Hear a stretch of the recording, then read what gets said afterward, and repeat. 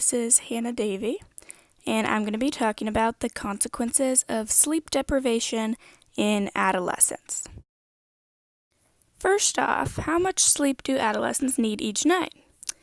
It is recommended that teens get 9 to 9.5 hours of sleep per night. But how much sleep do adolescents actually get? These charts show the average amount of sleep both girls and boys get per night. As you can see by the charts, only 8% of girls and 9% of boys get the recommended amount of sleep per night. Additionally, this chart shows the average amount of sleep adolescents get in each grade level. As you can see, the amount of sleep that teenagers get as they progress through high school decreases over time. This is due to a combination of circadian rhythm and increasing homework load. About 5% of high school seniors are getting adequate amount of sleep. Now let's take a look at school start times versus circadian rhythms. Circadian biological clocks regulate the timing of periods of sleepiness and wakefulness throughout the day. The circadian rhythm also causes us to feel more alert at certain points of the day, despite the amount of sleep an individual obtains. Changes to this circadian rhythm occur during adolescence, when most teens experience a sleep phase delay. This shift in circadian rhythm causes teens to naturally feel alert later at night, making it difficult for them to fall asleep before 11 p.m. Delaying school start times will allow students to get more sleep and may decrease the consequences that are associated with sleep deprivation in adolescence. There are many consequences of sleep deprivation, but 3 major consequences include safety consequences, academic consequences, and mental and physical health consequences. The largest safety consequence that is caused by sleep deprivation is drowsy driving.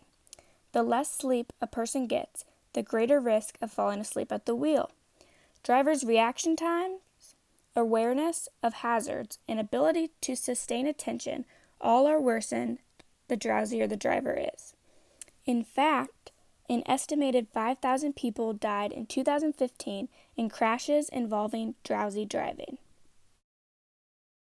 Here are some drowsy driving statistics in the United States. 50% of U.S. drivers consistently drive while feeling drowsy. About 20% admit to falling asleep behind the wheel at some point in the past year. And more than 40% have fallen asleep at least once in their lifetime. Next, here are the academic consequences of sleep deprivation. Sleep-deprived students have trouble retaining information, coping with stress, and staying focused. These effects can have serious impact on test scores and other grades students receive on class projects and papers. In the United States, 20% of students fall asleep at school once a week, and 14% report missing school or being late due to oversleeping.